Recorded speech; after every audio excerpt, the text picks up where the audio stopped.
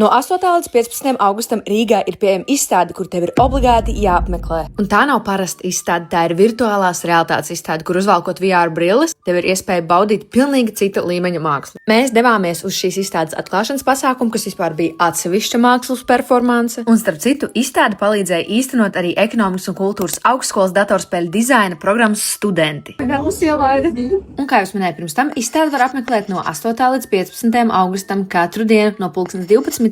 līdz 8. Un iedomājieties, man vajadzēja tikai 10 gadus, lai pirmo reizi dzīvē pamēģinātu VR brilles. Manuprāt, ļoti interesants izstādes koncepts, un ja jūs arī gribat redzēt, ko es redzēju tur tajās brillēs, jums ir jāatnāk uz Grīziņdārzu Zemitāna ielā 9. Vispār izstāsts publicēts Beat vai Extrasensa.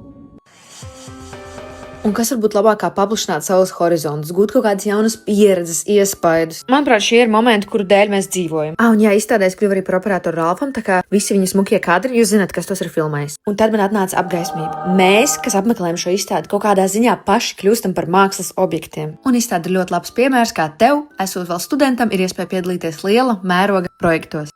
Noteikti atnāciet paskatīties, ļoti interesanti. Tā kā nenokavēja iespēja apmeklēt izstādi. Atā!